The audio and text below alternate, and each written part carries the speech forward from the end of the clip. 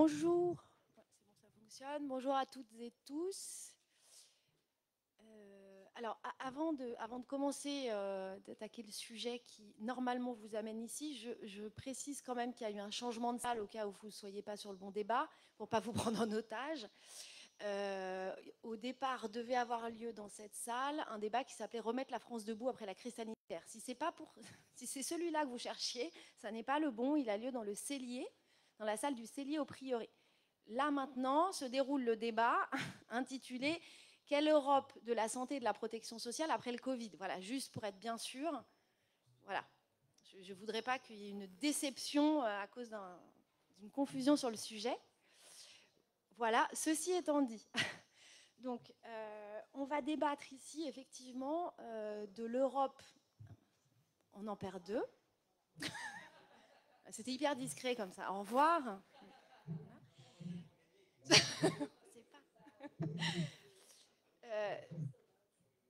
Bon, donc on va débattre de quelle Europe de la santé et de la protection sociale après la crise sanitaire, et je pense au-delà de la crise sanitaire. Puisque c'est tout simplement, je pense, le projet européen aujourd'hui qui est questionné, entre autres dans sa dimension sociale, mais pas que. Avant de rentrer dans le vif du sujet, de cadrer un tout petit peu, ou en tout cas de vous proposer un cadrage pour ce débat, je commence par présenter les intervenants qui sont ici. Donc, sur ma gauche, non, je vais commencer par les femmes, quand même. Leïla Cheibi, qui est sur ma droite, donc qui est eurodéputée et membre de la commission des affaires sociales. En visio, nous avons Alain Coher. Alain, qui est directeur des affaires européennes chez Solidaris en Belgique et qui est par ailleurs membre du Conseil économique et social européen. Sur ma gauche, Jérôme Guedj, qui est ancien président du département de l'Essonne et conseiller régional d'Île-de-France. Et à côté de Leïla Cheibi, Henri Lastenouz, qui est secrétaire général de Sauvons l'Europe. Et si j'ai oublié certaines de vos casquettes, n'hésitez pas à compléter quand vous prendrez la parole. Pour le format de ce débat, comme sur tous les débats dans le cadre du festival, on est sur un débat inversé. Donc n'ayez pas peur de prendre la parole, puisque c'est ce qu'on va vous demander pour commencer. Les intervenants interviendront ensuite, soit pour vous apporter des éclairages, soit pour répondre à vos questions, soit tout simplement pour échanger des points de vue sur lesquels vous auriez pu vous exprimer. Donc, ce débat, moi j'ai envie de commencer dans le cadrage du débat par vous dire finalement qu'on parle d'un sujet qui relève de la souveraineté des États, parce qu'en fait, la santé comme la protection sociale, en fait, c'est pas une compétence européenne, c'est une compétence des États. Donc c'est quand même bien de le rappeler pour ce qu'on va se dire après. Néanmoins, on voit bien que la crise du Covid a reposé cette question finalement de la santé sur le plan communautaire, c'est-à-dire on est quand même dans l'espace européen, dans un espace où il y a une libre circulation, certes des biens et des marchandises, mais quand même aussi des hommes. Et en fait, la crise sanitaire a bien posé ce problème de la libre circulation. Je pense que la crise sanitaire, on y reviendra certainement aussi, mais a reposé la question du projet européen à travers non seulement le plan de relance en fait, lié à la crise sanitaire, avec des débats finalement qui sont parfois assez paradoxaux, avec certains disant que le plan de relance, c'est finalement le témoin d'une Europe qui est capable de se renouveler avec une dette qui est mutualisée, ce qui ne s'était jamais vu en fait dans l'histoire de l'Europe. Et puis aussi, malgré tout, on en a tous, je pense, on l'a tous observé, une vraie fracture finalement entre les États membres, hein, avec ceux qui étaient très favorables à ce plan de relance, d'autres qui étaient beaucoup plus réfractaires. Mais en tout cas, ça repose au-delà de la question de l'Europe sociale, ça pose aussi tout simplement la question de l'Europe politique et du projet européen en fait derrière. Donc je pense qu'on y reviendra. Mais il est vrai que la crise, et Henri Lastenouz reviendra dessus, vous avez publié au niveau de Sauvons l'Europe quelque chose qui s'appelait la santé, les nouvelles frontières de l'Europe. Donc je pense qu'effectivement ça repose cette question-là. La question de la protection sociale, au-delà de la santé, elle se pose aussi déjà depuis plusieurs années en Europe, à savoir, est-ce qu'on coordonne des systèmes de sécurité sociale? Est-ce qu'on les fait converger? Est-ce qu'on harmonise les systèmes de sécurité sociale comme je le disais tout à l'heure, quand même dans un espace européen où c'est une compétence des États et pas une compétence de l'Europe? On a bien vu qu'on ne pouvait pas se contenter de dire que c'est une compétence des États avec la crise sanitaire. On a bien vu sur la question des vaccins, sur la question des filières industrielles qu'il peut y avoir derrière, que ça pose quand même beaucoup de questions. Par ailleurs, si on commence à interroger, au-delà de la santé, la question de la protection sociale, si on va vers une harmonisation à un moment, ou qu'on se pose la question de l'harmonisation, c'est difficile de se poser la question de l'harmonisation des systèmes de sécurité sociale en Europe sans se poser la question de l'harmonisation fiscale, par exemple. Donc on voit bien que ça, on tire énormément de fils et énormément de questions derrière sur ce que sera le projet européen demain dans sa dimension sociale et dans sa dimension politique. Donc voilà un petit peu ce que je voulais vous donner comme cadre à ce débat. Pas sûr que ce soit le bon. Je vous laisse d'ailleurs me dire que ce n'est pas le bon cadre et que vous avez plein d'autres questions. Et je commencerai par m'adresser au public, si quelqu'un veut bien se dévouer pour prendre la parole, mais peut-être avec une question assez simple. C'est qu'est-ce que c'est pour vous l'Europe sociale aujourd'hui? C'est-à-dire, est-ce que vous avez conscience qu'il y a un début d'Europe sociale, des balbutiements d'Europe sociale? Par quoi ça se concrétise d'après vous? Voilà, je commencerai par une question assez large finalement. Donc je ne sais pas s'il y a quelqu'un qui... Ah. Bonjour, merci Aurélie. Moi j'ai une remarque, c'est que l'Europe de la santé déjà, c'est deux mots qui paraissent assez éloignés l'un de l'autre. Hein. Et pourtant, on a vu que dans la crise sanitaire, s'il n'y avait pas eu une politique harmonisée de commande des vaccins, on se serait mis sur la figure, comme jamais on se serait mis, et comme ça s'est passé vraisemblablement, pour ce qui aurait été une épidémie de grippe aviaire ou de grippe H1N1 il y a 10 ans. Donc on voit bien qu'il y a des potentiels. Et aujourd'hui, l'Europe sociale et l'Europe sanitaire, pour essayer de répondre à cette question et la relancer, c'est que c'est sans doute un grand point d'interrogation.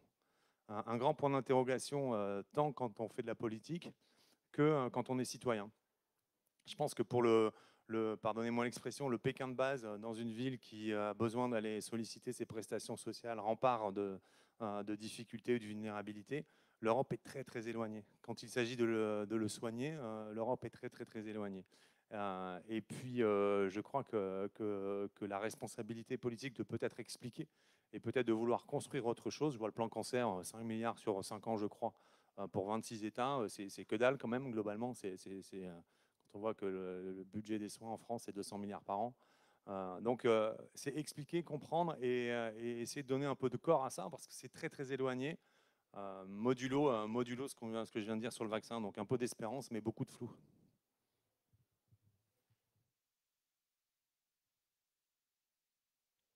Oui, si on parle Europe de la santé, il faut aussi parler du budget européen. Donc là, il y a un peu beaucoup d'inconnus. Est-ce que la règle des 3% existe toujours et tout ça? On ne peut pas faire abstraction de cette question. Puis moi, il y a quelque chose qui me tourmente. C'est peut-être pas lié à l'Europe de la santé, mais en France, il y a coexistence de deux systèmes de sécurité sociale. Il y a le système qui est propre à la Moselle et à l'Alsace. Il y a le système français. Et ce qui me fait tomber de la chaise, c'est qu'il n'y a jamais eu d'études pour savoir quel était le meilleur des deux systèmes, quelles étaient les caractéristiques de l'un et de l'autre. Et d'autre part, est-ce que le système alsacien-lorrain est toujours le même que le système allemand? Rien touché pour Vous êtes en train de nous dire qu'on devrait commencer par la France, c'est ça?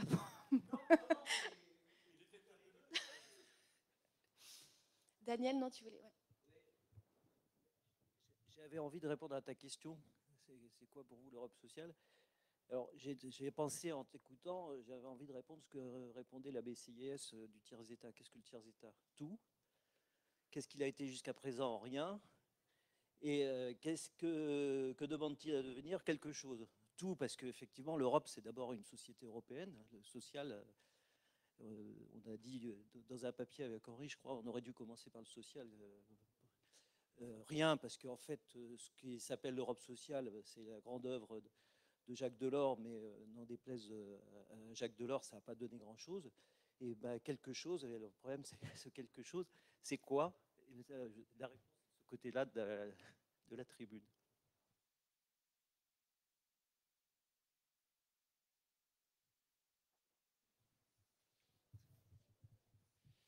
Sur qu'est-ce que l'Europe sociale, je suis assez d'accord avec l'intervention précédente, ça reste quelque chose à construire.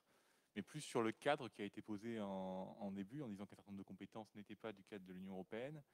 C'est vrai, et à la fois, j'aurais tendance à penser que c'est plutôt contournable quand on voit les compétences à l'heure actuelle de l'Union européenne, dans les compétences partagées de l'Union européenne, c'est-à-dire les compétences sur lesquelles elle peut avoir un pouvoir d'action. On va retrouver l'emploi, la cohésion territoriale, qui sont typiquement deux politiques qui peuvent avoir un impact derrière sur la vie sociale des gens. La manière sur la manière dont la société fonctionne, et donc sur pas la vie sociale, mais en tout cas la redistribution des richesses en Europe. Et au-delà de ça,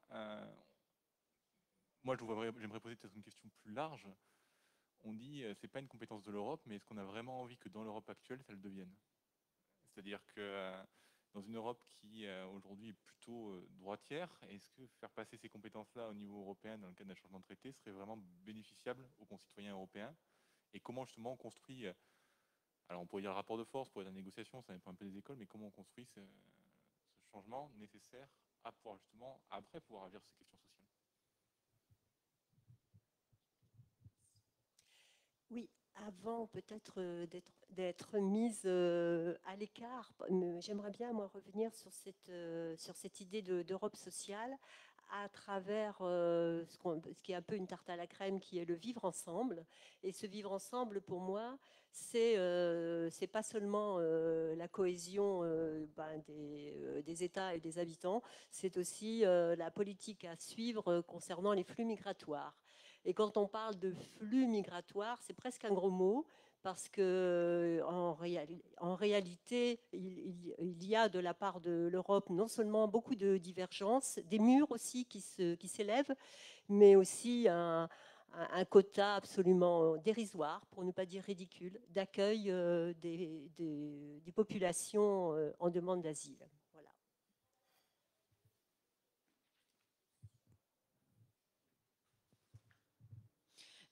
Moi, je rebondirais bien sur la question qui était posée de savoir si on veut, en fait, parce qu'effectivement, il y a est-ce qu'on peut, mais il y a aussi est-ce qu'on veut.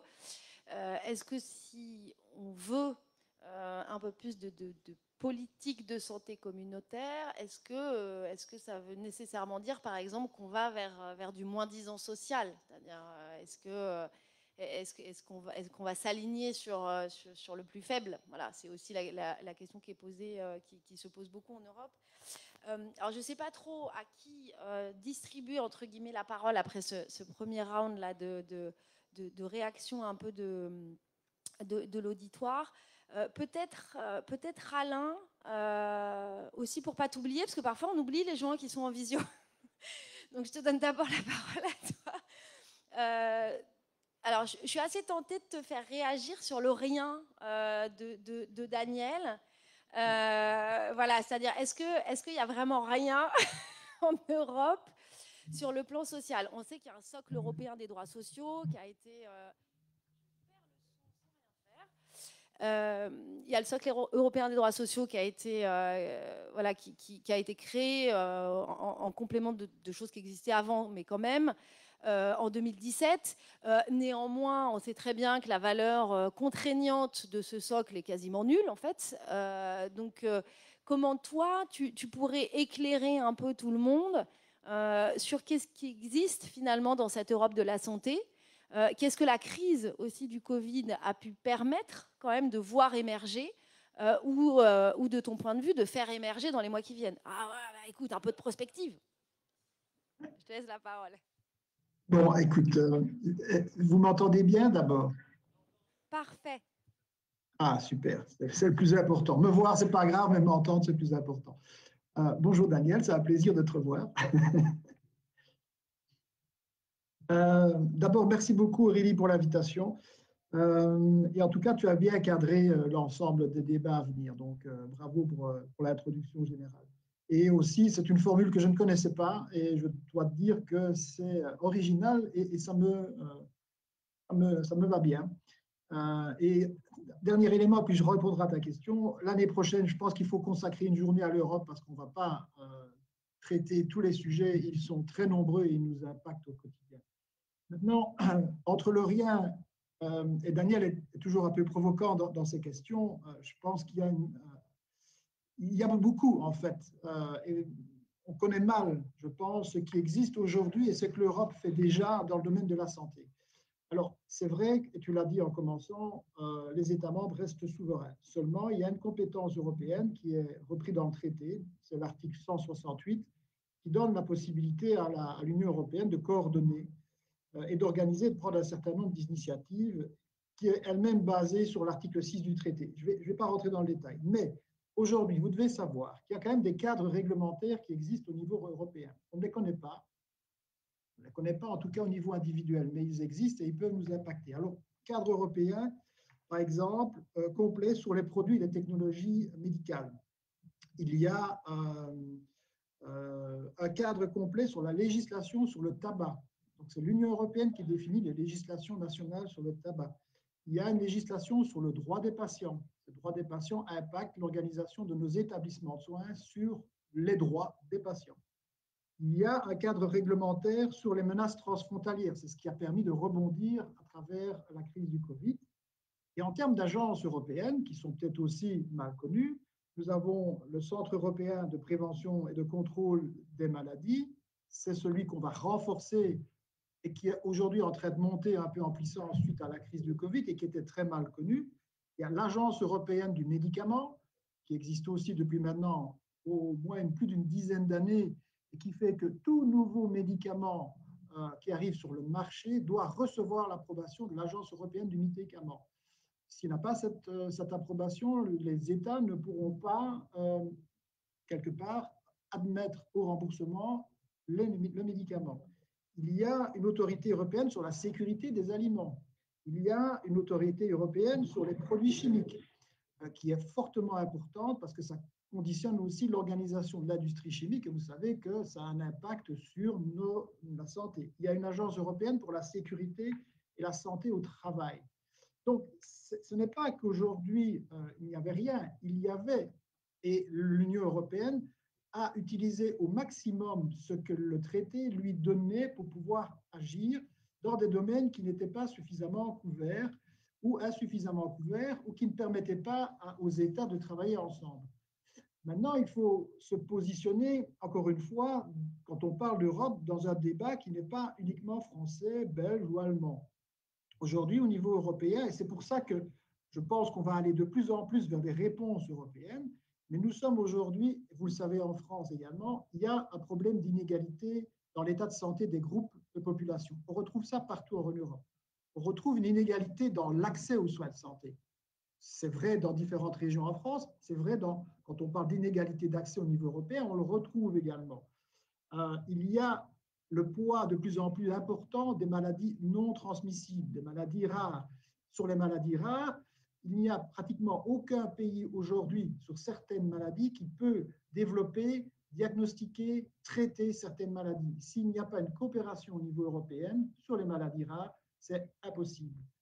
Il y a la montée en puissance de l'évolution démographique et de l'impact du vieillissement. L'Union européenne est en train de prendre à sa façon, c'est toujours la même chose, ce n'est pas toujours spectaculaire, ce sont des consultations, ce sont des communications, mais toute la politique sur le vieillissement et la prise en compte de bien vieillir, bien vivre, rentre également dans une politique européenne.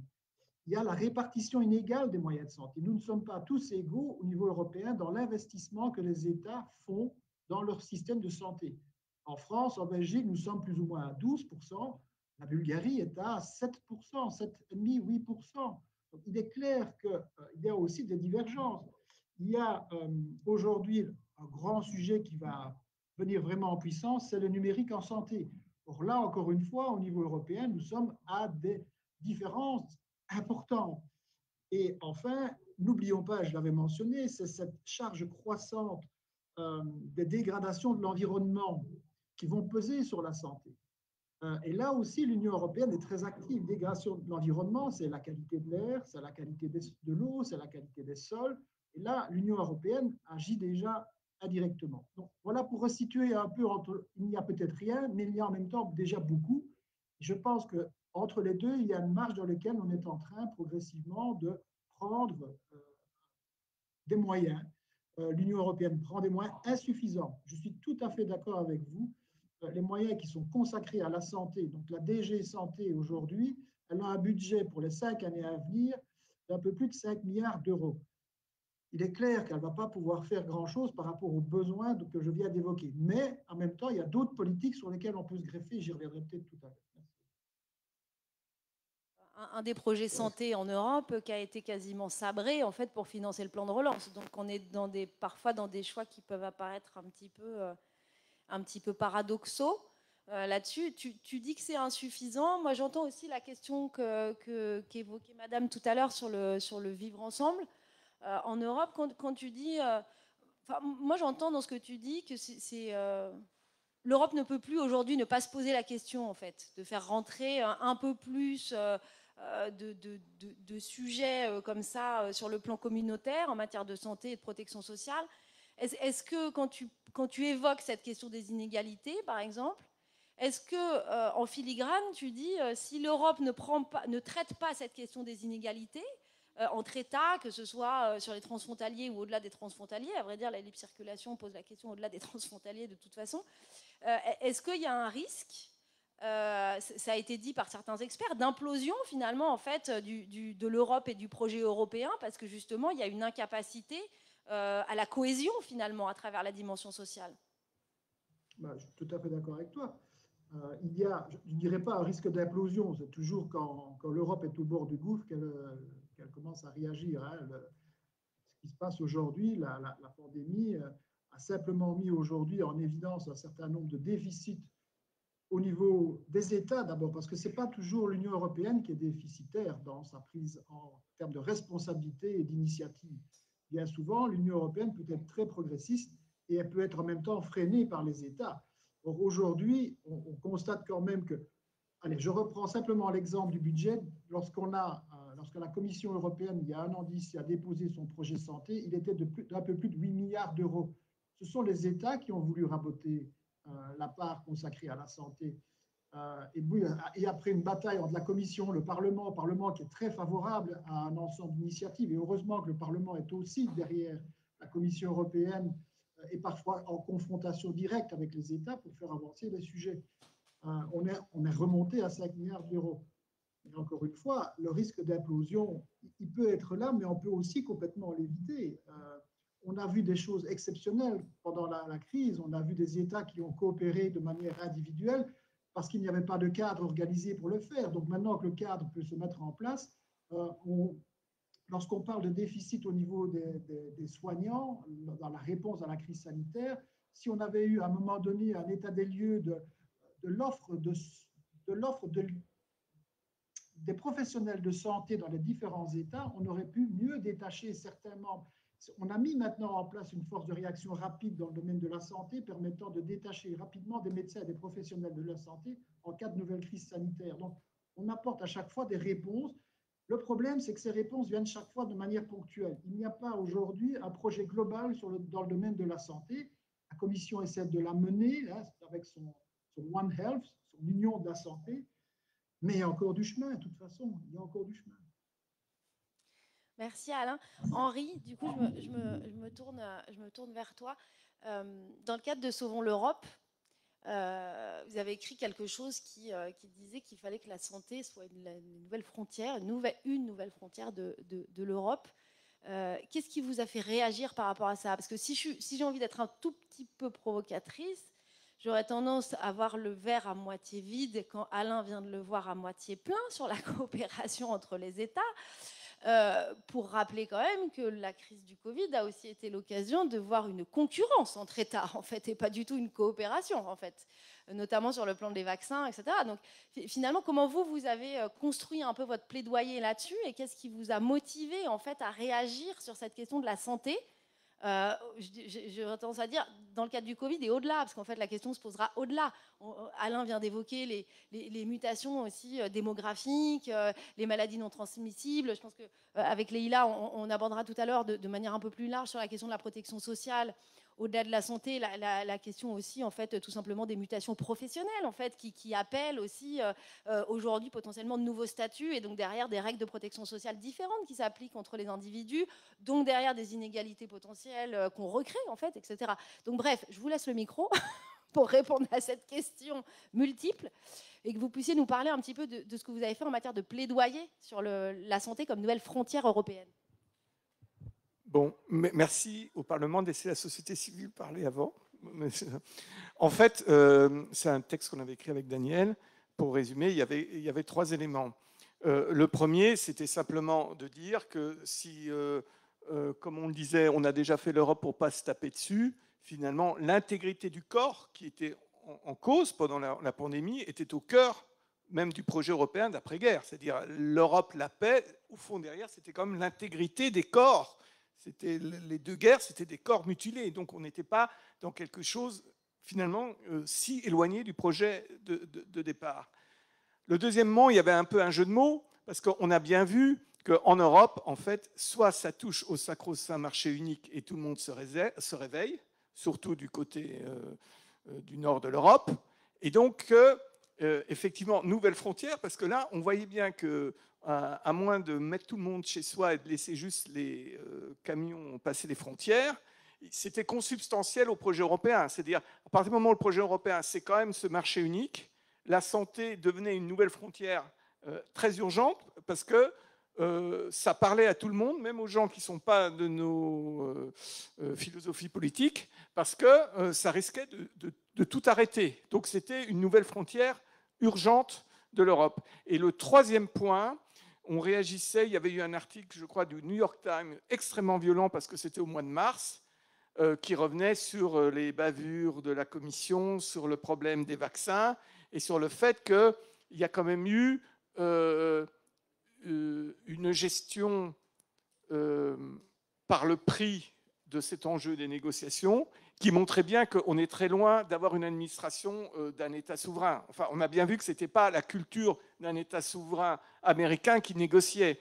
Quand, comme je viens de le dire, le marché unique risque de s'arrêter, il y a des milliers de vies en jeu, eh bien, le problème, c'est que nouvelle frontière aussi mentale. C'est-à-dire que si on veut vraiment protéger les citoyens et proposer un cadre souverain protecteur, eh ben, on ne peut pas aligner, excusez-moi, des équipes qui viennent négocier ces affaires de vaccins comme elles négocient le prix de l'huile d'olive. Voilà. Et derrière aussi, on a bien vu, donc une nouvelle frontière, parce qu'il y a des nouvelles compétences, des nouvelles mentalités, des mindsets à avoir.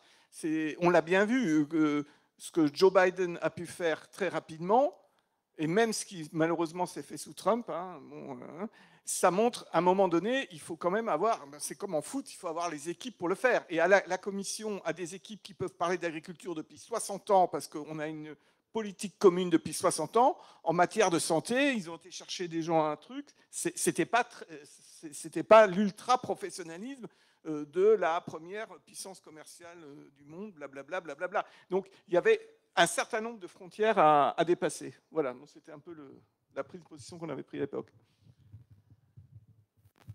Je suis assez tentée de rebondir sur cette question de la frontière et de l'urgence, un peu finalement, à créer quelque chose sur le plan de la santé au niveau européen, par une question un peu provocatrice et qui rejoint par ailleurs la question du vouloir et du pouvoir, c'est-à-dire, est-ce que la santé doit être une nouvelle frontière au point d'envisager une Europe à plusieurs vitesses ? Je pense que justement, c'est bien un endroit où l'idée même d'une Europe à plusieurs vitesses pourrait amener à la catastrophe, parce qu'une santé à plusieurs vitesses, c'est tout le problème que l'on a eu, parce que si on revient, au fond, après la chute du Berlin, on voit bien que les dernières années de Delors, il est empêtré dans une nouvelle géostratégie qui n'est pas celle de l'Europe. On a déjà, en partie, avec l'Est, essayé de faire des choses à deuxième vitesse, puisqu'on les a intégrés sans mettre le pognon qu'ils voulaient. On a eu les populismes en partie en retour, hein, parce que, je veux dire, quand on est pingre, on le paye toujours. Hein. Donc on a été pingre, on a eu le retour. Donc surtout pas de santé à deux vitesses en Europe. Hein. Merci Henri. Est-ce que vous avez des réactions dans la salle, des questions que vous avez envie de poser par rapport à ces 2 premiers intervenants qui ont répondu en partie aux questions, réagi aussi et éclairé aussi sur ce qu'est l'Europe de la santé aujourd'hui, si tant est qu'on puisse l'appeler comme ça. Est-ce qu'il y a des questions complémentaires? Ou est-ce qu'il y a des gens qui ont envie de s'exprimer aussi sur le vouloir et sur le pouvoir? C'est-à-dire, on dit qu'il faut une Europe de la santé parce que le Covid a posé beaucoup de questions, parce qu'il y a des inégalités, etc. Est-ce qu'on le veut au risque aussi d'aller vers le moins-disant social potentiellement si on s'aligne sur le plus faible, quoi? Si le public ne m'aide pas, je continue, moi. Je plaisante. Est-ce que quelqu'un a envie de s'exprimer là-dessus? Ah bah super. Merci. Moi, oui, en fait, mon inquiétude justement sur la question d'une Europe de la santé, c'est toujours en fin de compte ce rapport de force qu'on retrouve sur la question du est-ce qu'on ne va pas tirer vers le bas sur quelque chose qu'on aimerait nous voir vers le haut, et en fin de compte, ça va être le rapport de force que va se jouer les peuples, les États, et c'est comment on se garantit qu'on va avoir une Europe de la santé qui tire vers le haut, alors que actuellement, on a bien le sentiment que cette Europe a fait tout pour tirer, en tout cas, nous en France, qui avons un système de santé qui certes se dégrade, mais qui reste tiré vers le haut, vers d'autres pays de l'Union européenne. Comment éviter ce risque? Comment, dans le discours qui est en fin de compte actuellement, on a encore des suppressions de lits, on a encore des fusions d'hôpitaux qui sont un peu tant la volonté de l'État actuellement en France et la volonté de l'Union européenne. Tout de suite, actuellement, quand j'entends Europe de la santé, moi personnellement, ça me fait peur. On me dit ça va finir par nous coûter. Pas en thunes, hein, ça je m'en fiche, mais en termes de santé. Et surtout quand je vois actuellement comment a été gérée la question de la santé au niveau à l'échelle européenne. Moi, un peu un citoyen un peu lambda qui ne connaît pas tous les rouages de l'Union européenne, quand on voit qu'en Italie, quand ils étaient au plus mal, il y a eu, on a le sentiment qu'aucun État européen n'est venu à son secours et qu'ils ont eu besoin de matériaux qui viennent de Chine ou de médecins qui viennent de Cuba. On se pose la question de où était l'Union européenne et à quoi elle sert. Et en fin de compte, ça fait que renforcer en fin de compte ce détachement de la population à cet institut qui nous paraît très éloigné, qui nous paraît antidémocratique. Et si on ne connaît pas en fin de compte les rouages, comme l'a expliqué monsieur, on se dit, mais à quoi nous sert cette Union européenne? Donc, comment on fait pour lutter face à ça? Comment on fait pour jouer ce rapport de force entre États, entre peuples, en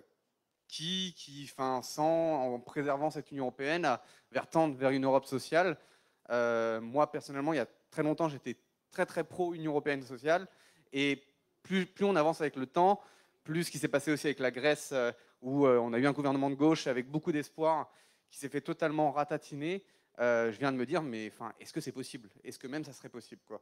Et si je me dis, moi, j'ai ce sentiment-là, les gens, je les comprends de plus en plus à pas se déplacer pour aller voter, ou quand ils vont voter en fait quelque chose qui va être anti-européen, alors que quand on discute de fonds politiques avec eux, ils le sont pas spécifiquement, ils soutiennent pas la théorie du Rassemblement national, mais comme c'est le seul à tenir un discours clairement anti-européen et que on a clairement perdu une bataille idéologique. Comment on fait pour la regagner? Comment on fait pour reconvaincre les gens? Et voilà, c'est peut-être très vaste comme question, mais voilà.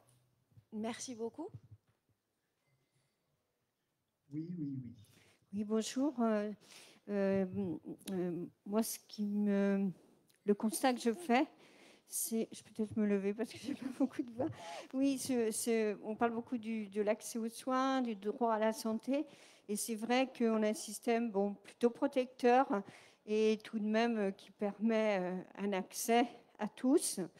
Mais par contre, moi, ce que j'ai trouvé assez effrayant dans les conséquences de cette crise sanitaire, c'est les résultats du côté social.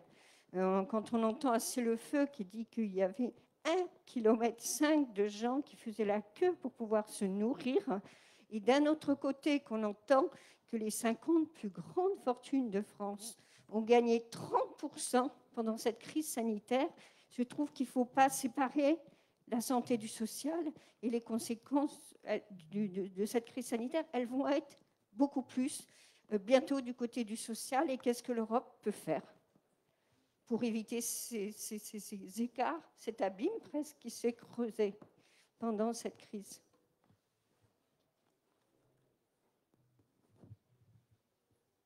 Est-ce qu'il y a d'autres interventions, une question? Moi, en vous entendant, ce que ça m'évoque, c'est que ça donne un peu le sentiment finalement que depuis longtemps, on a eu une Europe qui était proche entre guillemets, de ses États membres, et puis qu'aujourd'hui, on veut une Europe qui est proche de ses citoyens. Et qu'en fait, cette fracture-là, elle est compliquée aujourd'hui, parce que je pense que les citoyens, et la crise l'a révélé, hein, vous le disiez, on a entendu pour la première fois vraiment en fait certains citoyens européens dire mais que fait l'Europe en fait pour venir nous aider en fait. Et je crois que c'est assez rare en fait dans l'histoire de l'Europe que les citoyens se soient retournés vers l'Europe finalement en fait pour cet appel un peu entre guillemets à l'aide. Donc ça, je trouve que c'est assez intéressant. Je pense aussi que Alain disait tout à l'heure sur le plan de la santé qu'on ne voit pas toujours ce que l'Europe fait. Je pense qu'on ne voit pas toujours, effectivement, les citoyens ne voient pas toujours en fait, les avantages, entre guillemets, et les travaux de l'Europe, tout simplement. Et alors je me tourne vers Leïla, parce que au-delà de la question de la santé, on place la santé dans un système de protection sociale plus large. Et en fait, il y a ces fameuses mutations démographiques dont parlait Alain, il y a aussi les mutations professionnelles. C'est-à-dire, on a vu aussi dans le cadre de la crise qu'on appelait les premiers de cordée, premiers de corvée en l'occurrence plutôt, et notamment les nouveaux travailleurs indépendants qui ont un statut ou pas de statut, ou quelque chose d'assez bâtard, je vais reprendre un mot, voilà, mais et qui ne permettent pas d'avoir une protection aussi digne de ce nom dans le cadre de leur travail. Et je pense que l'Europe a aussi cette question-là, c'est-à-dire d'être en capacité de répondre progressivement en fait, aux mutations, en fait, tout simplement, qui l'entourent. Il y a les questions, demain, il y aura la question de la santé environnementale. Alain, tu l'as un tout petit peu évoqué. C'est pas une question d'un État en particulier, la santé environnementale. L'évolution de la structure démographique vieillissante n'est pas propre à un des États européens, en fait. C'est quelque chose de commun. C'est pas pour ça que toutes les politiques doivent être communes, mais néanmoins, il y a quand même un sujet. Et du coup, je me tourne vers Leïla, parce que je sais que c'est une de tes spécialités quand même, la question des travailleurs indépendants et de leur protection. Comment l'Europe, finalement, aborde cette question-là? Qu'est-ce qu'on peut faire ou pas converger?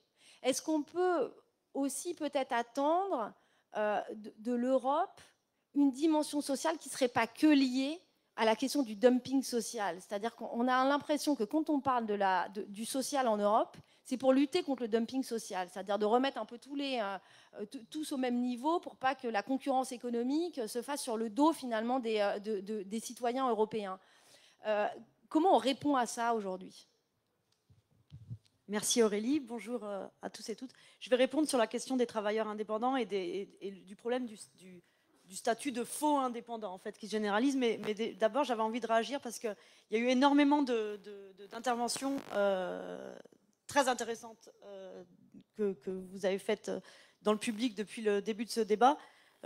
J'ai pris quelques notes, je ne vais pas répondre sur tout, mais j'avais juste envie de rebondir notamment sur la dernière intervention. C'est vrai que l'Europe sociale, je ne sais plus qui employait l'expression tarte à la crème tout à l'heure, mais c'est un mot quand même qui revient pas mal depuis, on va dire, 20 ans, hein, l'Europe sociale, qui apparaît d'autant plus comme une urgence maintenant que pendant la crise du Covid est apparue une Europe dépourvue de moyens pour aider les citoyens européens. Et puis aussi que maintenant, avec les conséquences sociales de la crise sanitaire, elles sont terribles. Comme ça a été dit, c'est les files d'attente devant l'aide alimentaire, c'est les personnes qui ont perdu leur emploi, qui se sont fait expulser de leur logement, qui sont en fragilité, le taux de pauvreté qui a augmenté. Donc ça rend d'autant plus criant, urgent, le besoin que l'Union européenne mette en œuvre des politiques sociales. Et en fait, il faut rappeler qu'à la base, l'Union européenne, quand elle a été créée, elle n'avait pas vocation à faire du social. Quand elle a été créée, l'idée, c'était de faire un marché avec quelque chose qu'on entend beaucoup au Parlement européen, c'est les 4 libertés. Ça fait partie du dogme de l'Union européenne. Les 4 libertés, c'est liberté de circulation des hommes, des marchandises, des capitaux et des services. Et puis, on se disait qu'avec l'accomplissement du marché unique, du marché européen, basé sur des règles de la concurrence, si on mettait en place un marché de façon idéale, eh bien le social, il viendrait tout seul. C'est pour ça que d'ailleurs, la compétence en matière de protection sociale, elle est réservée aux États membres. Ce n'est pas à proprement parler une compétence de l'Union européenne. Sauf que, dans les faits, eh ben, la mise en œuvre de ces logiques de marché, de l'accomplissement du marché, eh ben, ça a eu des impacts négatifs sur le social, justement. Et donc c'est là qu'il l'Union européenne ne pouvait plus fermer les yeux sur le fait que les politiques qu'elle mettait en œuvre pour accomplir le marché unique avaient des impacts négatifs sur le social. Pour vous donner un exemple, qu'on pensait d'ailleurs que ça faisait partie des dogmes, mais j'y viendrai, on s'aperçoit aussi que ces dogmes, ils sont en capacité de tomber, et c'est pour ça qu'aussi moi j'ai envie d'apporter des perspectives plutôt optimistes. C'est l'exemple, la règle des 3%. Vous avez certainement entendu parler, la règle d'or, inscrite dans le pacte de stabilité, qui fait que quand vous êtes un État membre de l'Union européenne, vous ne pouvez pas dépasser les 3% de déficit dans votre budget annuel. Eh bien ça nuit à l'investissement dans les services publics. Et tu disais, l'Union européenne, elle a recommandé 63 fois aux États membres de couper dans les dépenses de santé, dépenses de services publics de santé dont on s'est aperçu pendant la crise, depuis la crise du Covid, qu'on a tellement besoin. Eh bien parce qu'avec cette règle de il faut la rigueur budgétaire, ça empêche d'investir dans les services publics comme il le faudrait. Il y a aussi, je vous l'ai dit, dans les 4 libertés fondamentales de circulation, il y a la liberté de circulation des services. Et alors, l'Union européenne ne reconnaît pas la notion de service public, mais il y a quelque chose qui s'appelle les services d'intérêt général, les SIG, où on se dit, bon ben voilà, on va faire une dérogation au principe de concurrence si ça concerne les services d'intérêt général. Là-dedans, il y a les services non économiques comme l'armée, la police, voilà, il y a la protection sociale, et il y a les services économiques d'intérêt général, qui sont en fait, par exemple, le logement social, ou tous les services qui relèvent du service public, d'une mission de service public, mais où il y a un rapport, il y a quand même du commerce là-dedans. Et là-dedans, donc on dit, bon ok, là on fait une dérogation aux règles de la concurrence. Les règles de la concurrence, elles interdisent à un État membre, par exemple, d'investir, d'apporter une aide d'État à des services qui ne font pas partie des SEIG, des services économiques d'intérêt général.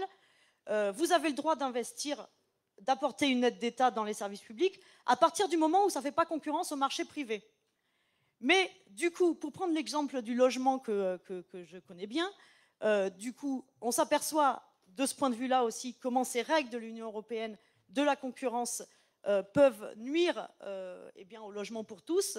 Les Pays-Bas ont décidé de construire du logement social, mais eux, ils avaient une vision du logement social qui est pas uniquement du logement social pour les plus pauvres, mais du logement, on va dire, public plutôt que social, où on part du constat que les classes moyennes sont touchées par la crise du logement, et donc il faut proposer, en parallèle du parc privé, un parc de logements publics qui soit accessible.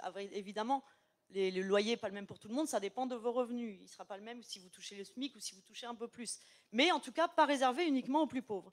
La Commission européenne dit, oulala, attendez, là, ce n'est pas un service économique d'intérêt général. Le service économique d'intérêt général, il concerne uniquement le logement social pour les plus pauvres. Vous voulez construire du logement public pour les classes moyennes? Pas possible, on vous sanctionne, on vous tape sur les doigts parce que vous avez une fausse interprétation. Et puis là, vous faites concurrence au parc privé, au marché privé de logement. Donc, ça pose problème par rapport à nos règles de la concurrence. Donc, on voit là à quel point ces logiques-là, intrinsèquement, au sein de l'Union européenne, peuvent nuire tout simplement au social. Alors, tu parlais tout à l'heure, Aurélie, effectivement, du socle européen des droits sociaux. L'Union européenne elle-même s'est rendue compte, avant le Covid, qu'en fait, on ne pouvait pas ne rien faire sur le social. Que voilà, il fallait agir, on ne pouvait pas simplement se préoccuper du marché unique, et qu'il y avait quand même un problème, d'autant plus quand les politiques, bon, on va dire, on a l'impression que ça, ils commencent à l'admettre plus récemment, mais bon, que voilà, il fallait agir en matière de social. En 2017, sommet européen, le sommet de Göteborg, l'Union européenne proclame donc le socle européen des droits sociaux, qui sont 20 principes qui permettent à toutes et tous les Européens d'avoir une vie digne, un logement digne, égalité salariale, enfin des principes en matière de social. Depuis 2017, on était uniquement sur des principes. Il n'y avait pas eu de plan d'action, de mise en œuvre de ces principes. Et là, donc 4 ans après, le Covid étant passé par là, c'était au mois de mars, la Commission européenne indique, voilà, c'était annoncé, on l'attendait, on se disait que le Covid était passé par là et qu'enfin on allait repenser les politiques européennes, non pas à l'aune de la concurrence et du marché, mais à l'aune de l'urgence sociale. Et donc, la Commission européenne annonce son plan d'action de mise en œuvre du socle européen des droits sociaux. Et malheureusement, on a des objectifs qui sont non contraignants, comme si on arrivait à faire du contraignant quand il faut taper sur les doigts d'un État membre qui investit dans le logement abordable. Mais par contre, pour mettre en œuvre le socle européen des droits sociaux, c'est toujours des recommandations, des objectifs non contraignants et qui sont largement en dessous de ce qu'il faudrait faire. Je vous donne un exemple, hein, parce qu'après je vais c'est l'Union européenne dit à l'horizon 2030, on va réduire le nombre de pauvres de 15 millions. Il y avait, avant la crise du Covid, 92 millions de pauvres en Europe. Donc ça veut dire qu'on se fixe un objectif de réduire qu'il y ait un nombre de pauvres qui soit à hauteur de 77, voilà, je fais le calcul, 77 millions de personnes en situation de pauvreté. Enfin, est-ce que c'est à la hauteur des enjeux, sachant que ce chiffre, c'était avant le Covid, c'est sans compter toutes les personnes qui sont tombées dans la pauvreté entre-temps, donc on est sur des objectifs qui ne sont pas à la hauteur des enjeux. Je voulais juste répondre aussi sur l'harmonisation sociale par le bas ou par le haut, et prendre l'exemple concret du salaire minimum européen. Le salaire minimum européen, donc c'est un chantier qui est actuellement en cours au sein de l'Union européenne. Alors souvent, non, je vous rassure tout le monde, pour personne, il est question d'avoir un montant fixe. Hein. Mais on réfléchit au salaire minimum européen en matière d'un pourcentage du salaire médian. Et puis, l'idée, c'est que quand vous avez un travail, on ne parle pas d'un revenu minimum, mais d'un salaire minimum. Donc, ça vous permet d'avoir une vie digne. Ça permettrait, ce serait un outil que pourrait mettre en place l'Union européenne pour faire sortir tous les gens qui travaillent, au moins tous les gens qui travaillent, de la pauvreté et qu'ils aient une vie digne.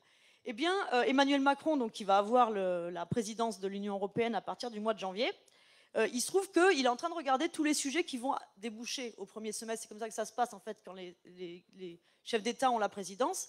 Il se dit, bah, tiens, dans les sujets qui vont déboucher, il y a la question des travailleurs des plateformes, mais il y a aussi donc salaire minimum européen.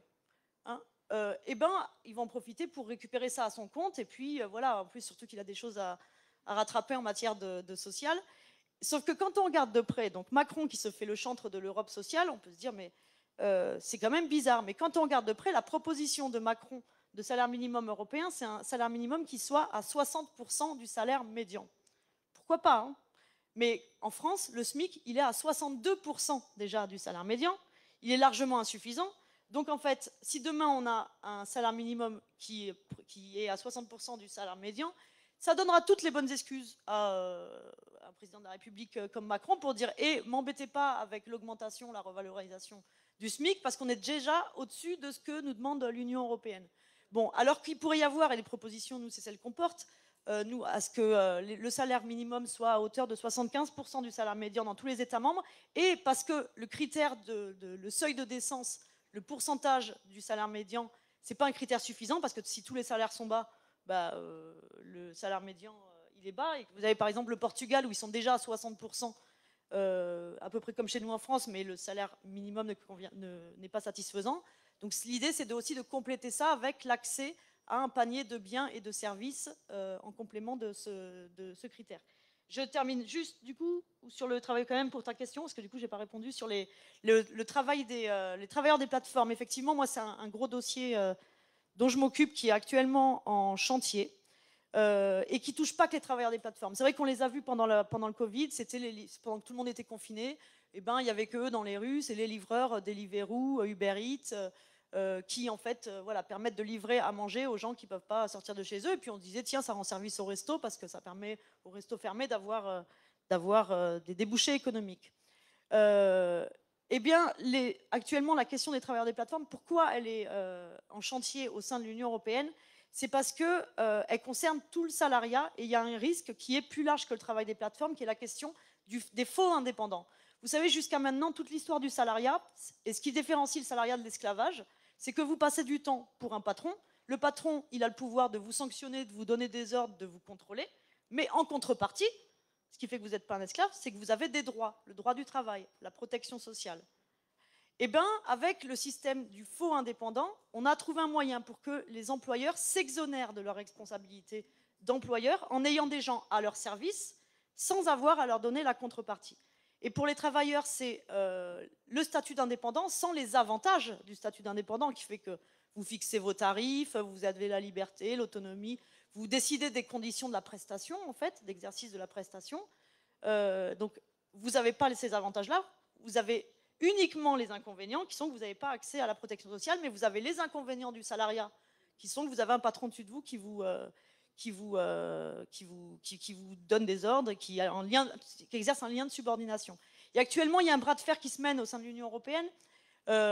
Moi, je suis plutôt enthousiaste à ce que ce soit l'intérêt des travailleurs qui gagne à la fin, qui est entre le patron d'Uber, on va dire grosso modo pour résumer, et l'intérêt des chauffeurs VTC et des livreurs. Le patron d'Uber, et puis certains voudraient, Macron d'ailleurs, qui est le premier VRP de cette idée-là, légaliser un tiers statut. C'est-à-dire que cette situation qui est illégale, que tous les juges disent, non, quand vous êtes en situation de faux indépendant, on requalifie en contrat de travail et on demande à l'entreprise de payer ce qu'elle aurait dû payer si elle était en contrat de travail, si elle assumait son lien de subordination. Eh bien, cette situation qui est illégale, certains voudraient la légaliser en inventant un statut entre le statut d'indépendant et le statut de salarié, qui serait un danger parce que demain, les supermarchés, toutes les entreprises auraient la possibilité de remplacer leurs salariés par ces gens au statut d'indépendant. Mais pourquoi ne pas le faire quand on a la possibilité d'économiser, de ne pas appliquer le droit du travail, toute l'histoire du salariat, la contrepartie du lien de subordination.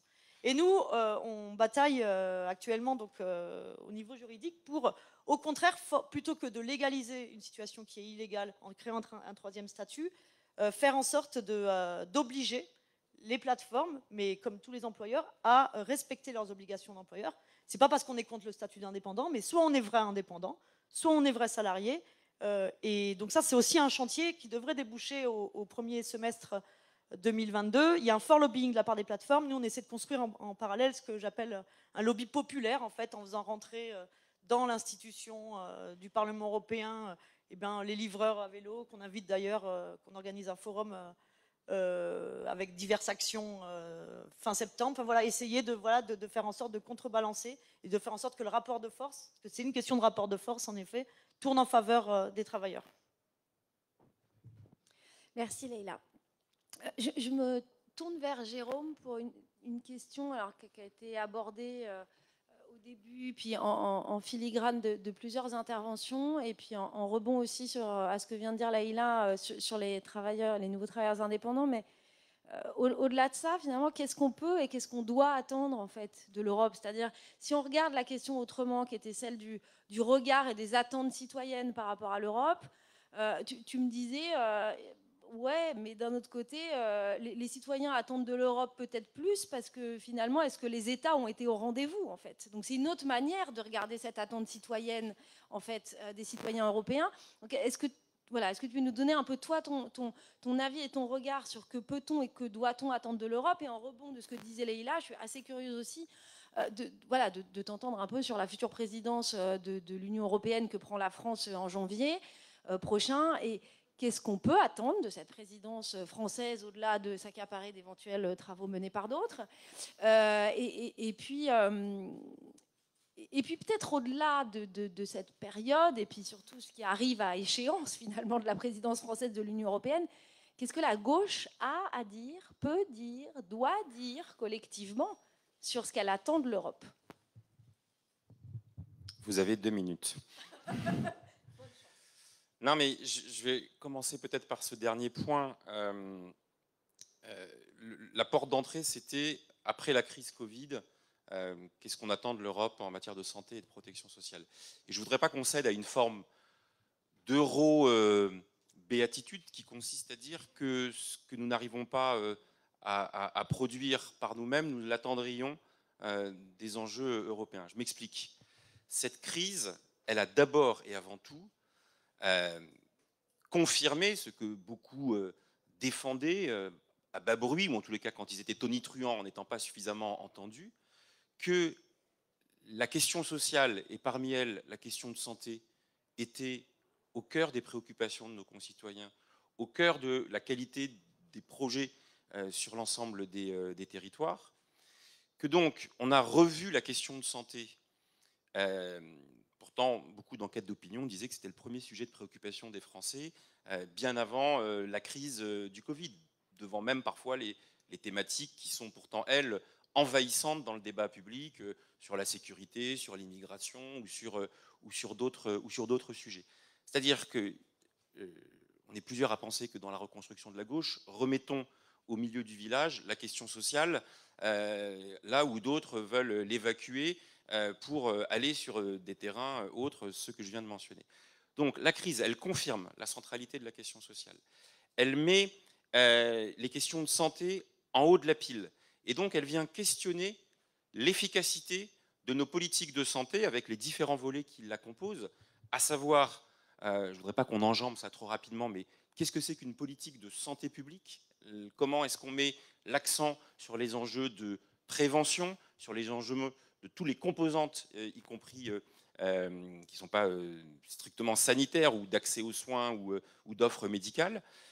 Donc voilà, on remet ça. Ça a d'ailleurs été illustré par l'autre enseignement très fort de la crise, mais qui aussi n'a fait que confirmer ce qui préexistait, à savoir, ça a été rappelé tout à l'heure, la prégnance des inégalités dans l'accès aux soins, les conséquences désastreuses que ça a, y compris au regard de ce que pouvait être un projet européen de prospérité, de bonne santé, d'intégrité, etc. Est-ce que s'accommoder de la prégnance par exemple, de l'inégalité dans l'espérance de vie entre citoyens européens, mais aussi à l'intérieur de chacune des frontières européennes, en fonction de sa catégorie sociale, ça l'a aussi été rappelé à l'atelier de ce matin où participait Daniel Lenoir. Donc on a ces sujets qui sont centraux et en réalité qui questionnent d'abord et avant tout les États nationaux. C'est-à-dire la manière dont, à l'intérieur de chacune des frontières nationales, ces sujets remontent en priorité et sont portés. Si je prends la question de la santé publique, de la faillite de la santé publique, de la manière dont, depuis des années, de colloque en colloque, de congrès en congrès, quand on est dans des formations politiques, on est à ânonner, à psalmodier le fait de dire que c'est formidable, on a un système curatif qui porte ses fruits, même s'il a des difficultés qui sont parfois conséquences des règles budgétaires portées à l'échelle européenne, mais que malheureusement, patatras, on a un système de prévention, d'éducation à la santé qui n'est pas à la hauteur. Et là, c'est un trait commun à l'ensemble des pays européens. Les pays européens, ils dépensent entre 3 et 6% de l'ensemble de leurs dépenses de santé pour des dépenses de prévention. Là, on a bien vu que la culture de santé publique dans le pays, elle était proche de zéro. On a bien vu de l'autre côté que les inégalités face à la santé et face notamment à l'accès aux soins, elles avaient été exacerbées, et ce que nous a montré la crise sur, et on le voit même encore aujourd'hui, sur la manière dont on se vaccine plus ou moins selon sa catégorie sociale ou le territoire où on habite. Bon bref, ça c'est des sujets qui d'abord questionnent la manière dont les États s'en emparent ou ne s'en emparent pas. Et donc, je ne voudrais pas qu'on ait une sorte de transfert en se disant, puisqu'on n'arrive pas à le faire à l'échelle nationale, on va avoir le cadre européen qui peut être propice. Moi, pourquoi pas? Je vous rappelle quand même que ça avait été le pari maastrichtien initial, qui consistait à dire, faisons à l'échelle européenne l'intégration économique et l'intégration monétaire, astreignons-nous à des critères de convergence drastiques, exigeants, qui ont supposé des efforts pour l'ensemble des pays, pour respecter les 3%, les 60% à l'époque, ou le niveau d'inflation, ou le niveau de croissance. Et puis cette intégration économique et monétaire va produire mécaniquement de l'intégration sociale et de l'intégration politique aussi d'une certaine manière. Patatras, le capitalisme financier transnational, ils voulaient surtout pas ça, ils voulaient faire l'intégration monétaire et surtout vider de leur substance le débouché d'intégration politique comme contre-pouvoir et contrôle de cette intégration économique et monétaire, et puis qu'il n'y avait naturellement pas l'intégration sociale. Donc on peut se dire aujourd'hui, réempruntons les mêmes chemins. On pourrait se dire, de la même manière que l'Union européenne est née du traumatisme de la Deuxième Guerre mondiale et sur la nécessité de garantir la paix après le conflit dans ses propres frontières, on pourrait se dire, dans un excès d'optimisme, que cette crise sanitaire, parce qu'elle a remis ces questions de santé, ces questions d'inégalité, ces questions aussi de fragilité, c'est quand même aussi un message quasi philosophique ou anthropologique, qui est de dire que la crise remet au milieu du village les vulnérabilités et les fragilités, celles-là même qu'on ne voulait pas voir et qu'on balayait d'un revers de la main. On a été obligé de découvrir ou de redécouvrir, en tous les cas, que En France, il y a 10 millions de personnes, c'est-à-dire un Français sur 6 quasiment, qui vit avec une affection de longue durée. Il a été celui qui était concerné, il avait des comorbidités face à la crise, face au Covid. Donc les fragilités sont au milieu du village. En tous les cas, on ne peut pas les méconnaître. La question de la mutation, on parle de la transition démographique, qui est un phénomène majeur à l'échelle de l'Union européenne, qui devrait être regardé de la même manière qu'on regarde enfin les enjeux de transition écologique et climatique, les enjeux de transition numérique pour l'impact que ça a sur l'organisation du travail et ses répercussions. L'autre transition qui est celle de la révolution de la longévité, qui va s'appliquer partout en Europe avec des modalités différentes, entre la France qui va voir sa population continuer à augmenter et en étant plus vieillissante, et l'Allemagne qui va voir sa population décroître, ou l'Italie en étant elle aussi plus vieillissante. Donc voilà, on voit les enjeux de santé publique, on voit les enjeux de transition démographique, on voit les enjeux d'inégalité d'accès aux soins. Donc on pourrait, dans un excès d'optimisme, dire, eh bien, c'est à l'Europe, dans une prise de conscience là, un petit peu sui generis, d'aller vers une convergence de nos politiques pour répondre à ces défis. Je n'y crois pas. Voilà. Je n'y crois pas une seule seconde dans la période. Et donc c'est pour ça que je pense que, c'est pas pour botter en touche, je pense que la première responsabilité pour la gauche, puisque la question m'était posée comme telle, c'est comment déjà on arrive à faire en sorte que ces sujets-là remontent au-dessus de la pile et soient la matrice de programmes de convergence à construire dans les 50 nuances de gauche qui peuvent exister et qui réfléchissent ensemble aujourd'hui, mais pour lesquels, et ça c'est plutôt la bonne nouvelle, sur ces sujets-là, contrairement à d'autres qu'on monte en épingle, sur ces sujets-là, il y a plutôt un consensus extrêmement large à construire, à condition d'avoir la force interpellative que, c'est un peu cynique ce que je vais dire, la crise nous offre. La crise confirme la réalité de ces problématiques, confirme la réalité des réponses qui ont été apportées, la réhabilitation de la puissance publique, de l'hôpital public notamment, des services publics pour réguler. La question, je l'évoquais, de ces fragilités à l'aune duquel on doit construire les politiques publiques et non pas comme variable, en considérant celle-ci comme variable d'ajustement. Moi, je travaille beaucoup sur les sujets relatifs au vieillissement de la population. Voilà, un des enjeux, c'est de plutôt se dire que c'est pas aux vieux à s'adapter à la société, mais à la société à s'adapter au vieillissement, dans une logique précisément de prévention.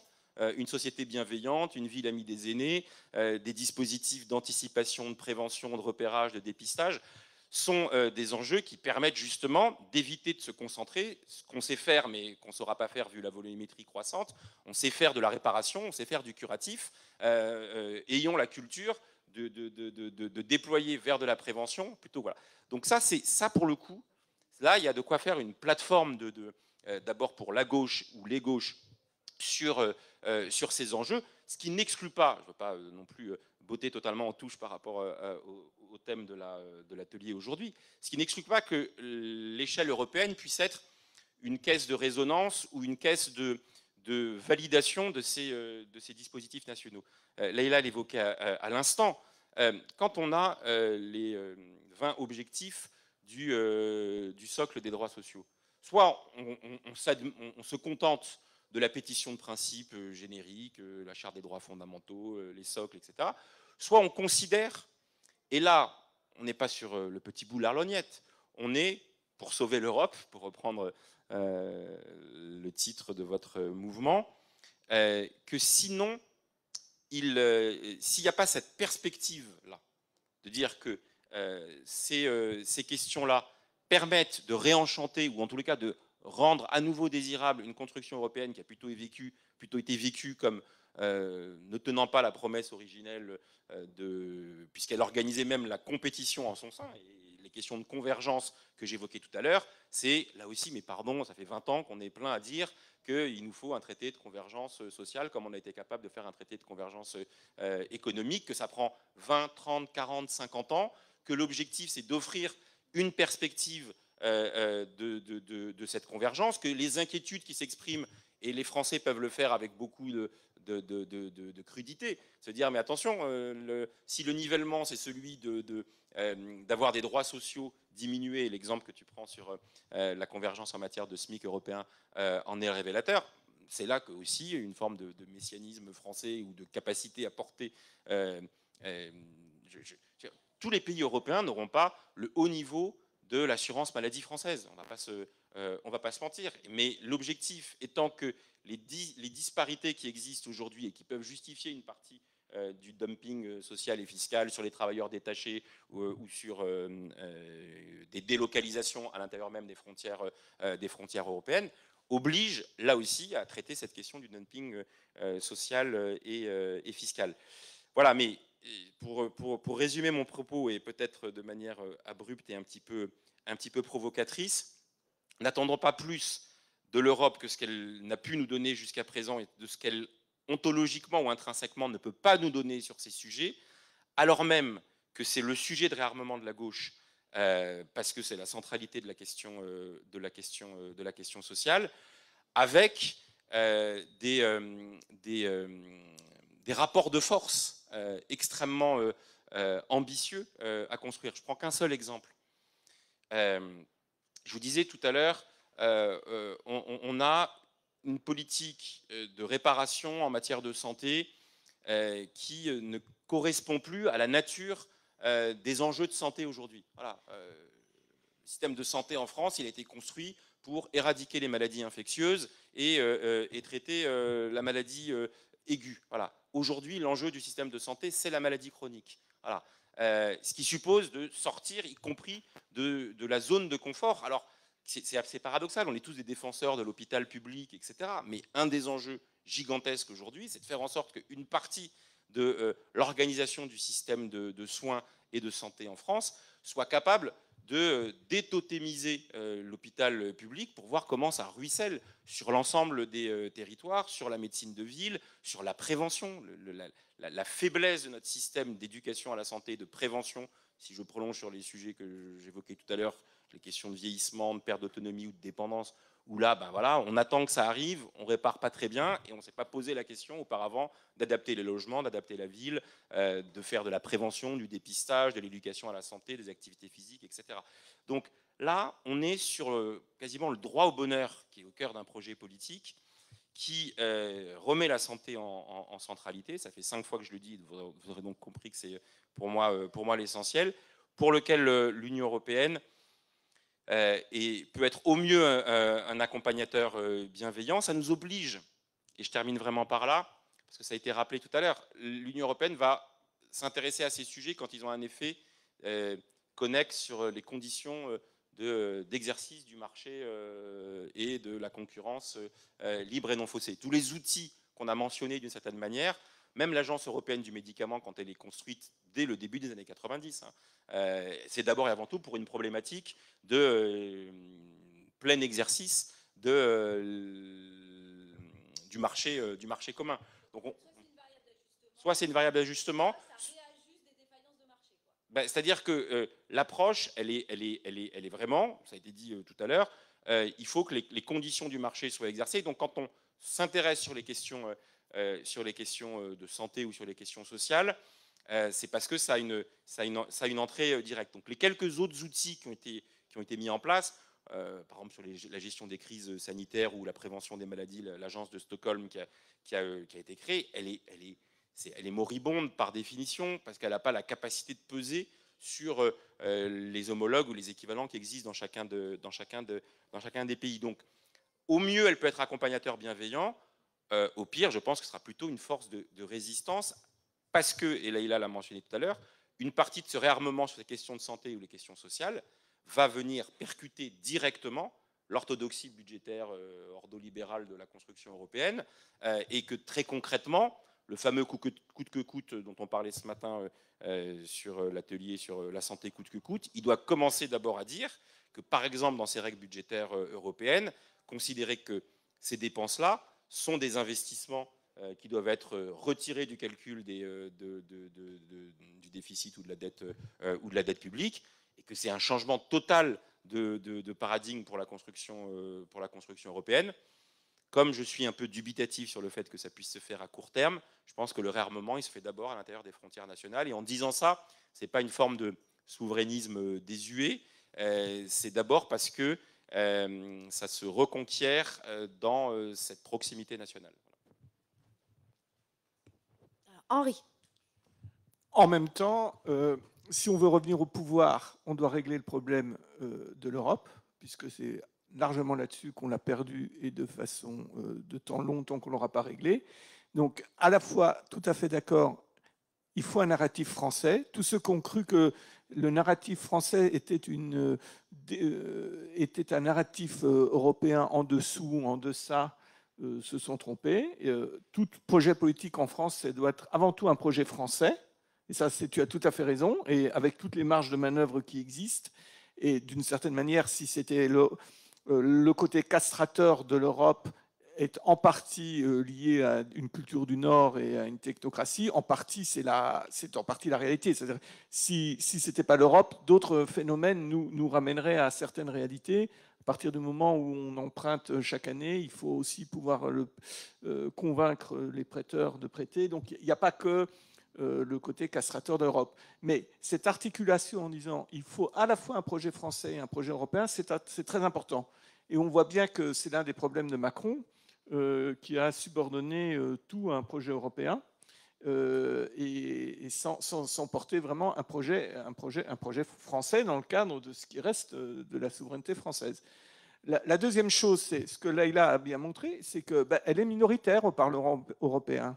En fait, la gauche est minoritaire au Parlement européen. En fait, la gauche est minoritaire en Europe.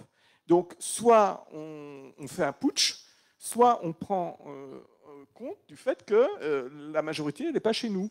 Donc, d'abord, il faut gagner les élections. Donc, j'en reviens, tant qu'on ne sera pas d'accord sur un narratif minimum de gauche, à gauche sur l'Europe, on ne gagnera pas les élections, donc on sera minoritaire, donc on ne pourra rien changer. Donc, ça, c'est un premier point qui me semble très, très important. Et la deuxième chose, c'est que ce qui me semble le grand vecteur d'espoir, c'est que moi, je suis assez d'accord avec ceux qui disent qu'entre 1979 et 2019, il y a eu 40 ans d'une vague néolibérale et quand même que la pandémie a inversé certaines choses. C'est-à-dire que moi, je me souviens avec Alain, il y a 15 ans, on s'est battu contre Bolkenstein avec des Anglais socialistes qui étaient à la droite de je ne sais pas quoi. On ne pouvait pas bouger, c'était soviétique. Enfin, je veux dire, il y a eu des moments, il y a eu 10 ans sous Barroso à la Commission d'enfer. C'est plus quand même le cas, parce que le social, c'est quand même Juncker, qui n'était pas un très grand socialiste, qui l'a remis par décence sur le tapis, tellement les choses étaient parties dans le mauvais sens. Donc, moi, je pense que quand même, il y a une dynamique pour nous, qui est la dynamique, c'est fini, là, les 40 ans qui ont commencé avec Thatcher, Reagan, Khomeini, Deng Xiaoping, Jean-Paul II, c'est terminé. Je veux dire, le conservatisme libéral, là, je pense qu'il aura quand même du mal à survivre en partie à la pandémie. Et je pense que c'est quand même un point de repos. Ne serait-ce que sur l'impulsion américaine, à vrai dire, parce qu'on est en train d'avoir un exemple assez surprenant finalement. Alors, on se rapproche de la fin. Je vois qu'il y a encore au moins une ou deux questions. Il y a une tentative. Alors, du coup, j'aimerais redonner la parole aux intervenants. Donc, avant de donner la parole à une ou deux personnes dans la salle, comme il reste peu de temps, j'invite les intervenants, bien sûr, à écouter les interventions de la salle et en même temps à réfléchir à une dernière petite question conclusive que je pose à chacun, qui est: est-ce que vous avez une ou deux propositions, chacun? Alors, Alain, je te demande ça, même toi qui es belge, c'est comme ça, mais du coup, réfléchis avec les Français à ce que ce serait une ou deux propositions pour construire un narratif à gauche quant à l'Europe sociale. Donc voilà, donc, je redonne la parole à la salle, qu'on va néanmoins écouter attentivement, mais je mets cette petite question dans la tête des intervenants pour que vous puissiez ensuite avoir chacun 2 minutes de réponse à cette question. Daniel, tu m'as fait signe. Je voulais réagir sur ce qu'a dit Jérôme, parce que, à la fois pour dire mon accord sur un point et mon profond désaccord sur un autre. Mon accord sur un point, c'est, et quand je disais tout à l'heure l'Europe sociale, c'est rien, en fait, c'est au moins, dès le départ, c'était l'idée de Delors qui portait ça, c'était lutter contre le dumping social. Et c'était que ça. Après, tout le reste, c'est de l'habillage, des déclarations, etc. Et les premières directives qui ont été prises sur le terrain de l'Europe sociale, c'était justement pour garantir des conditions de santé et de sécurité des travailleurs où il n'y avait pas de dumping social sur les conditions de santé et de sécurité des travailleurs. Bon, et la directive Frankenstein, hein, contre laquelle vous êtes battu, justement, elle n'allait pas dans ce sens-là. Bon, mais, et je dirais, enfin, c'est déjà très bien que ça soit ça, parce que en fait, c'est la seule façon d'éviter que le marché n'abaisse les standards sociaux vers le bas, parce que c'est la tendance naturelle. Et c'est bien de ce point de vue-là qu'on s'occupe des travailleurs transfrontaliers, c'est bien que l'Europe s'occupe des faux indépendants, etc. Parce que s'il y a une réglementation dans un pays qui est plus favorable à ce détournement du droit du travail que dans un autre pays, on sait très bien ce que ça va faire. C'est un peu ce qu'ont fait les conventions collectives dans l'espace national à partir du début du XXe siècle. Bon, mais je dirais, ça, à mon avis, ça ne suffit pas. Et deux, de toute façon, on ne fera pas rêver les citoyens sur un projet européen de cette nature. Et c'est là où je rejoins Henri, c'est-à-dire qu'il faut qu'on ait aussi, à gauche, un narratif européen. Je n'aime pas trop le terme de narratif parce que c'est l'idée qu'on va faire rêver les gens sur des belles histoires et qu'en fait, derrière, quand ils auront voté pour nous, on laissera les belles histoires là où elles étaient et puis on sortira du rêve pour faire autre chose. Donc, je préférerais dire qu'on a un projet. Voilà. Et un projet, alors, c'est là où j'ai, enfin, je crois, identifié un point de désaccord et un point de discussion. Le point de désaccord, c'est que je pense, comme Henri, que la crise du Covid a fait prendre conscience, y compris aux plus libéraux, du fait qu'il y avait des enjeux qui étaient supérieurs au marché, à la fascination au marché. Alors ça ne dure pas très longtemps, mais on a quand même intérêt à faire des piqûres de rappel régulièrement sur ce sujet-là. Et je pense que c'est pour ça qu'on a fait cette déclaration pour une nouvelle frontière pour la santé, parce que moi, je n'étais pas favorable au début. Et en fait, pourquoi je me suis associé, c'est parce que je me suis dit, il y a une opportunité, c'est très opportuniste, hein, il y a une opportunité pour marquer le fait qu'il y a des choses qu'on peut faire au niveau européen et qu'on ne peut pas faire au niveau français. Un truc, je suis attaché, comme vous le savez, qui est le suivi post-AMM des médicaments, le faire au niveau européen à partir du moment où, pour des raisons que tu as dites, le marché a conduit à ce qu'il y ait une reconnaissance réciproque à travers l'Agence européenne du médicament, mais il faut aussi que, pour éviter les scandales, qu'il y ait au niveau européen le suivi post-AMM, qu'on sache et qu'on arrive à... C'est des sujets qu'on ne peut traiter qu'au niveau européen, et c'est des sujets positifs. Alors ça, c'est la première raison. Donc, et c'est aussi pour ça qu'il faut qu'un projet européen qui soit un projet positif. Il y a une autre raison, c'est ce qu'on a évoqué ce matin dans l'atelier où j'étais, c'est que les contraintes qui pèsent sur le social dans chacun de nos pays, notamment les contraintes budgétaires, elles sont surdéterminées par les programmes de régulation européenne. Alors tant mieux qu'on ait échappé aux 3% du PIB, je ne sais pas combien de temps ça va durer, mais je rappelais ce matin que le programme de finances publiques que le gouvernement français a adressé en avril à l'Europe conduit à une restriction des finances publiques qui va conduire à un ONDAM. Vous avez connu l'ONDAM à 2,3% annuel pendant 10 ans, avec les effets que ça a fait sur les salaires dans les hôpitaux, etc. Vous allez connaître un ONDAM à moins de 2% par an pendant 5 ans. C'est ça que ça veut dire. Alors c'est très technocratique de le dire comme ça. Mais si on n'arrive pas à convaincre au niveau européen, c'est là-dessus, à mon avis, que François Hollande s'est planté au début de son quinquennat, si on n'arrive pas à convaincre au niveau européen que l'Europe sociale, c'est aussi une Europe économique et sociale, et ben, la politique, l'Europe sociale dans un seul pays, ça ne marchera pas.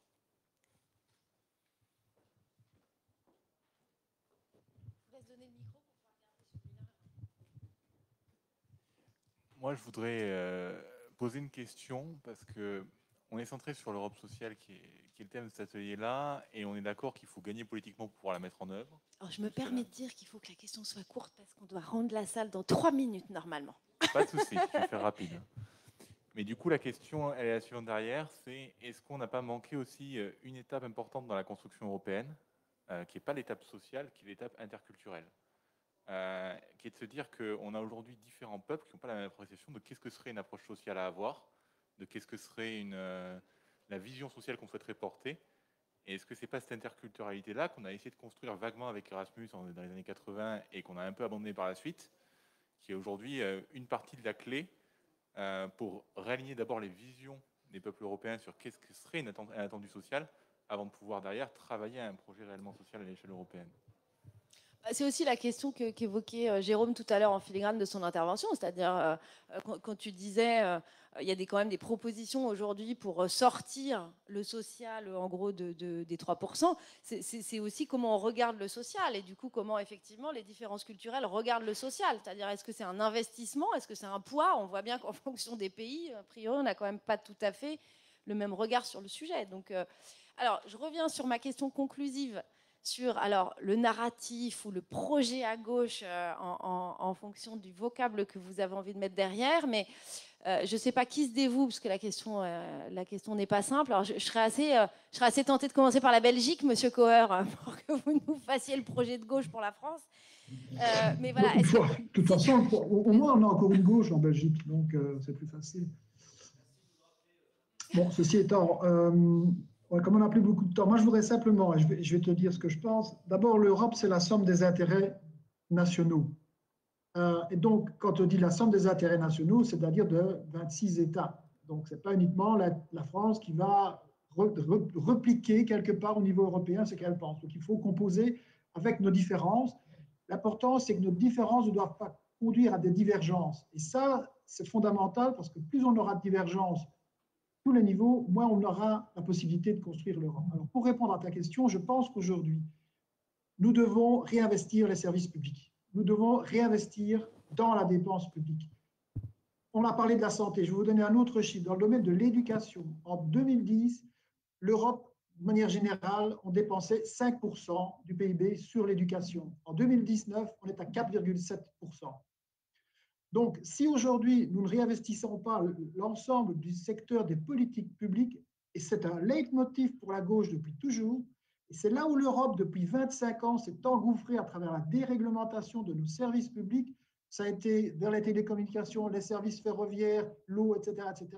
Si on ne réinvestit pas ce champ-là, avec de nouveaux objectifs, avec de nouvelles ambitions, nous n'y arriverons pas parce que le champ politique, il est occupé par d'autres. Et un élément qu'on n'a pas mentionné, c'est le rôle des employeurs, le rôle du patronat. Je peux vous dire que là où je suis au Comité économique et social européen, le patronat n'a pas la même vision que nous partageons sur le social au niveau européen. C'est parfois même l'inverse. Voilà, je m'arrêterai là.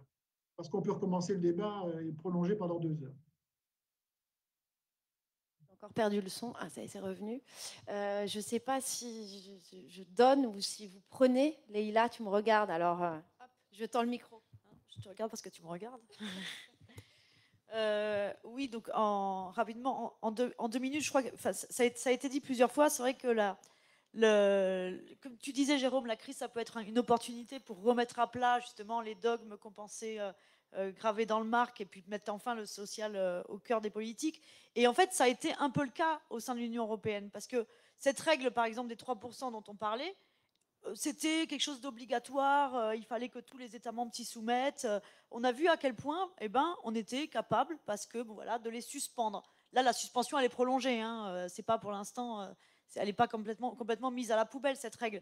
Mais en tout cas, c'est la preuve que en fait, des règles qui paraissent gravées dans le marbre et qui empêchent la mise en œuvre de politiques sociales au sein de l'Union européenne, on peut les bouger. Par contre, effectivement, c'est vrai que les vieilles habitudes, elles sont revenues aussi au galop, d'ores et déjà, et notamment en l'occurrence sur les États membres qui doivent envoyer leur copie à la Commission européenne en ce qui concerne les plans de relance. Qu'est-ce qu'on va faire avec l'argent de l'Union européenne en matière de plan de relance? Effectivement, Macron, il a marqué texto dans son premier jet, enfin son plan de relance, qu'il s'engageait à relancer la réforme des retraites et de l'assurance chômage en échange de l'argent de l'Union européenne. Donc rien n'est gagné. Mais moi, ce que je veux dire peut-être, c'est qu'en fait, tout est une question de rapport de force. Et au Parlement européen, effectivement, nous, moi je suis dans le groupe le plus à gauche, on travaille beaucoup avec le groupe des socialistes et le groupe des Verts, en fait.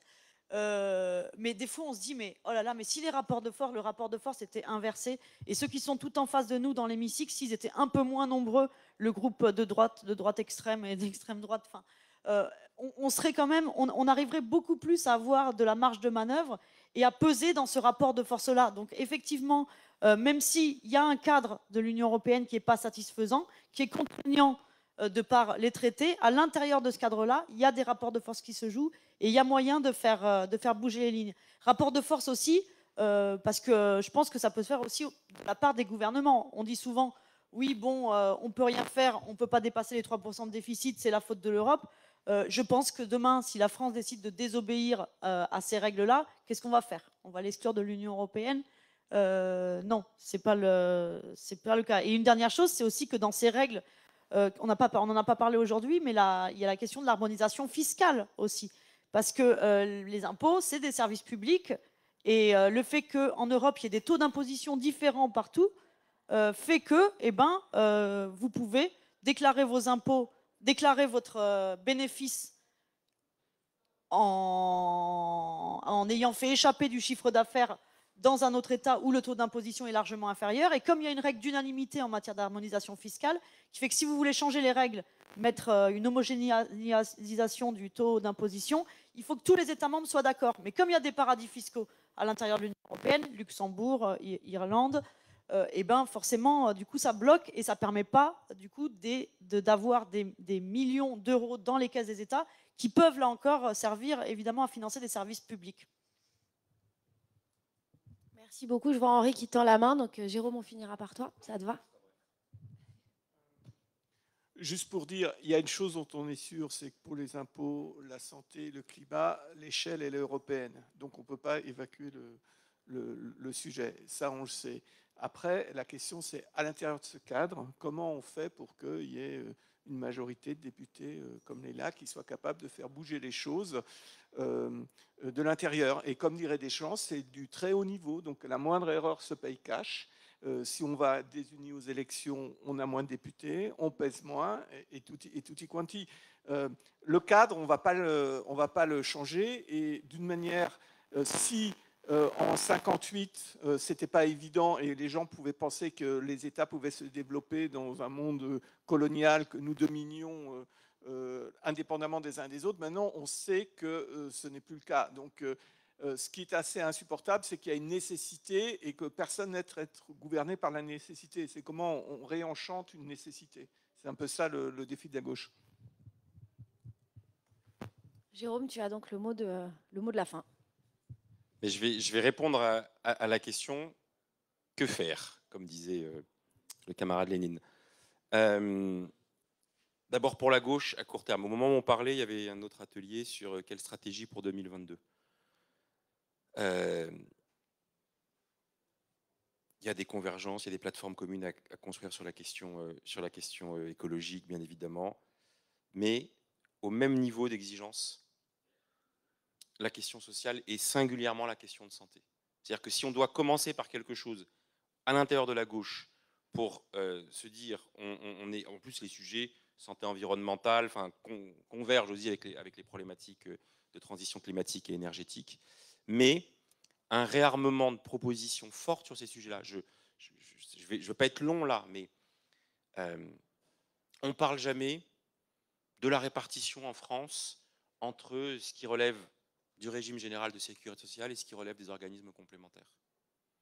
Pourquoi ce n'est pas un débat politique? Parce qu'une partie de la gauche a affaire liée depuis des années avec le mouvement mutualiste que j'aime beaucoup, mais dont je peux parfois aussi questionner la pertinence d'un certain nombre de propositions. Voilà. Moi, vous comprenez, par exemple, je suis un défenseur du 100% sécu.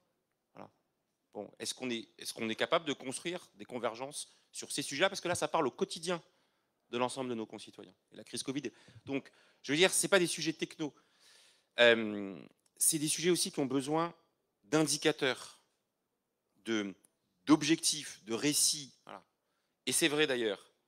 Donc, je serais tenté de dire, voilà, plateforme commune de la gauche sur les questions de santé, sur les questions d'accès aux soins, avec, j'utilisais tout à l'heure le terme de droit au bonheur, parce que pour moi, c'est ça le propre de l'action politique. Et s'agissant de la santé, c'est un indicateur qui devrait avoir la même importance que le taux de croissance du PIB, c'est l'espérance de vie sans incapacité. La manière dont, dans le débat public, on est capable de mesurer la réussite de notre pays à l'aune de cet indicateur et de l'autre indicateur qui est celui de la réduction des inégalités de santé qui sont proprement hallucinantes en termes de territoire ou en termes de catégories sociales. Et la deuxième chose, le même travail, la gauche, on l'oublie trop souvent, elle a aussi une dimension internationaliste. Et donc de demander, pas pour dire qu'on veut, je suis d'accord avec ce qui a été dit depuis la Belgique, imposer le modèle français, mais de dire que nos partenaires de gauche, dans chacun des pays de l'Union européenne, se livrent au même exercice. C'est quoi les intérêts nationaux, la vision de gauche des intérêts nationaux des Français, des Belges, des Allemands, des Italiens, des Espagnols. Et à ce moment-là, par ce réarmement et celle des convergences qui peuvent être identifiées, construire, je vais faire la synthèse, à la fois le projet national et le projet européen, et de la même manière avec cet autre objectif assigné, aussi contraignant que les 3%, etc., que celui que j'ai mentionné à l'échelle nationale. Donc c'est ambitieux, mais je le dis parce que même si je m'en félicite dans ce festival des idées, il y a eu plusieurs moments où on a parlé de santé. Et je trouve ça très bien. Il y a cet atelier cet après-midi, il y en avait 2 ce matin.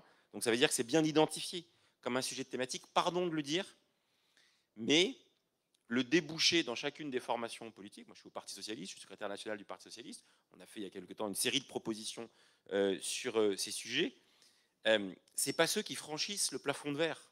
Et je pense qu'il y a à être, je le dis, tonitruant sur ces questions-là.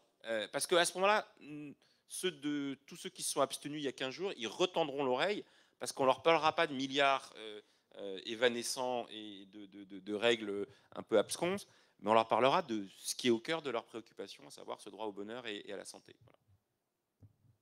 Merci beaucoup. Je juge la dernière intervention en disant que c'est un super mot de conclusion. Je te remercie. Merci à toutes et tous d'avoir été là. On va laisser la technique derrière pour nettoyer la salle pour les conditions sanitaires pendant 20 minutes avant de passer au prochain. Salut Alain, merci beaucoup depuis la Belgique. Merci d'avoir été là. Sûrement à l'an prochain et puis nous de toute façon avant. Merci à toutes et tous. Et merci aux intervenants.